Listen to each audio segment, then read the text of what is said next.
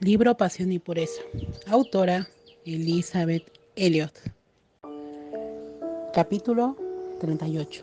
Dios concedió y Dios negó. Jean llegó a Quito, Ecuador, al final de febrero. 2 meses después seguí yo. Éramos 4 misioneros nuevos. Mi colega, Dorothy y yo vivíamos con una familia llamada Arias y Jean y su colega. Pete Fleming vivía justo al cruzar la calle del Dr. Ceballos y su familia. Y era la primera vez, desde los días universitarios, hacía 4 años, que habíamos podido vernos diariamente durante un periodo de tiempo. Lo aprovechamos lo mejor posible. Pete y Jean almorzaban con nosotros en casa de los Arias, y don Raúl, nuestro huésped, nos hacía practicar el español aprendido. La competencia se ponía candente y a veces a medida que nos apurábamos a dominar el lenguaje, todos ansiosos de llegar a la jungla, aunque Dorothy y yo no sabíamos a qué parte de ella habríamos de ir. Jean y Pete le habían prometido a nuestro director misionero, el doctor Wilfred Titmarch, que irían a Chandia, una estación en la jungla oriental con los indios quechuas. En Quito, Jean y yo caminamos mucho, exploramos cada esquina de la hermosa ciudad colonial. Visitamos mercados al aire libre, iglesias, parques, museos, tiendas de artesanía indígenas. Hicimos excursiones a través de exquisitas praderas en donde pastaban ovejas, bajamos a profundas hondonadas y subimos a altas montañas. Subimos autobuses casi todas las tardes para ir a la oficina postal y recoger la correspondencia. Algunas veces veíamos cuán lejos podíamos llegar por la tarifa de 1 centavo. Al final de nuestros 4 meses juntos, Jean había estado en Quito por 6 meses. Se terminó el estudio del español y él lo hablaba bien y era tiempo de irse. En septiembre me escribió desde Shell Mera, la base de la Comunión Misionera de Aviación, desde donde volaría a la estación más cercana a Shandia. Yendo al este, las siluetas de los pájaros en las nubes son claras y mañana, agradecidamente y en la voluntad de Dios, los seguiré. Conozco demasiado bien la debilidad interna de regresarme, de volver a ti, pero siento que he dado. Tengo el compromiso y mirar atrás ahora sería una deshonra. Él conoce la parte interna y conoce cuánto de mí dejo contigo y sabe por qué te dejo y por cuánto tiempo. El crecimiento de todo lo verde representa maravillosamente el proceso de recibir y rendir, ganar y perder, vivir y morir. La semilla cae en el suelo, muere mientras el nuevo retoño sale. Debe haber una rotura y un quebrantamiento en el orden para que se forme un capullo. Y este suelta cuando se forma la flor. El cáliz suelta la flor. Los pétalos deben encogerse y morir para que se forme el fruto. El fruto cae, se abre, rinde la semilla. Esta cae en el suelo. No hay continuo proceso espiritual sin este proceso de soltar. En el punto preciso en donde nos rehusamos, se detiene el crecimiento.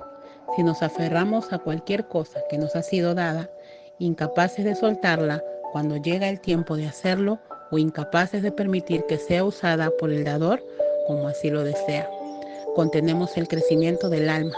Aquí es fácil cometer un error. Si Dios me lo dio, decimos es mío.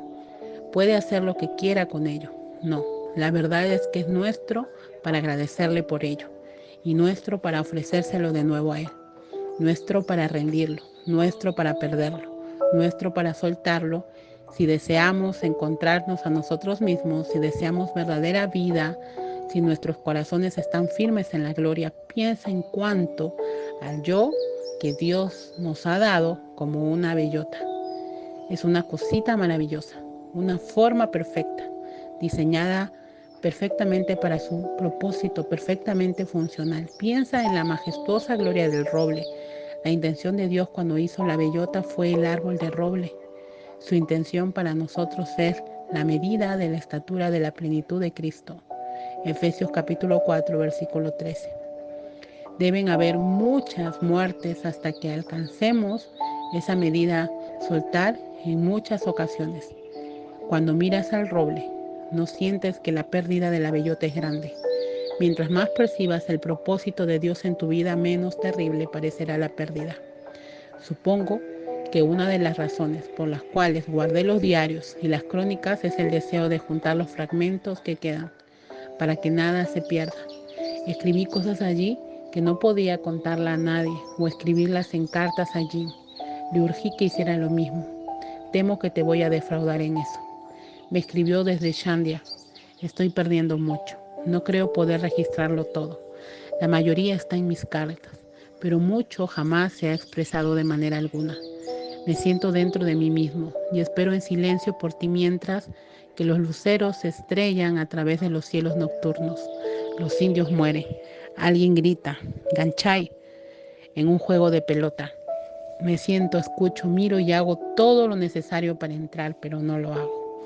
Porque siento que la historia se detuvo justo en la puerta de la casa de Whiting, en Chelmera, hace meses. Cuando llegó esa carta pensé, no puedo soportarlo. No puedo estar aquí, en este lado de los Andes, haciendo todas esas fascinantes cosas sin Jim, mientras él vive allá, haciendo todas esas fascinantes cosas sin mí. Unas semanas luego de que se marchara de Quito, me fui a la jungla occidental para trabajar en un lenguaje no escrito de una de las tribus. Quería compartirlo todo, comunicar, entrar, hacerlo todo junto. La lección de la semilla no había sido aprendida por completo. Uno se debe rendir, no hay otra manera. La semilla no sabe lo que pasará, solo sabe lo que está sucediendo, la caída, las tinieblas, la muerte. Así me sentía al estar separados como estábamos, como si no se nos hubieran dado pistas en cuanto a por qué tenía que ser esto. El deseo mismo es bueno, escribió Jean.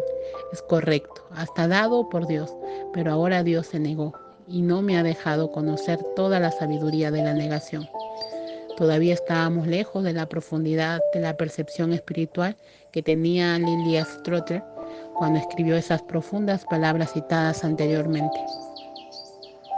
El primer paso en el dominio de dar es no hacia el ser humano sino hacia Dios, ceder completamente lo mejor de nosotros, mientras nuestra idea de rendirnos se limita a renunciar a cosas ilegales. Jamás habremos aferrado su verdadero significado. Eso no es digno del nombre porque ninguna cosa inmunda puede ofrecerse. Sin embargo, se nos concedió gracia para ver en nuestros momentos de mayor sanidad. Parte de la sabiduría de la negación, Jim pudo vivir en una casa provisional, con muebles provisionales, dejando que los indios pasaran por la cocina y la recámara cuando les placiera, y tuvo libertad de prestarles atención al aprendizaje del lenguaje y a la evangelización, y a la construcción que tenía que realizarse para otras personas en lugar de mí y de una casa para que viviéramos y todo el resto. Podía ocuparme en un trabajo que no hubiera podido realizar si hubiéramos estado juntos. Se nos estaba pidiendo que confiáramos, que les dejáramos los planes a Dios. El plan definitivo de Dios distaba tanto de nuestra imaginación como dista el roble de la imaginación de la bellota. Y ésta hace lo que se supone haga, sin molestar a su maestro con preguntas acerca de cuándo, cómo y por qué. A nosotros, que se nos ha dado una inteligencia y una voluntad y toda una gama de necesidades que puede utilizarse contra el divino patrón del bien, se nos pide que creamos en Él. Se nos da la oportunidad de confiar en Él cuando nos dice, y todo el que pierda su vida por causa de mí la hallará. Mateo 16:25. ¿Cuándo lo encontraremos? Preguntamos. La respuesta es confía en mí. ¿Cómo lo encontraremos? Una vez más, la respuesta es confía en mí. ¿Por qué debo permitir que me pierda? Persistimos. La respuesta es mira la bellota y confía en mí.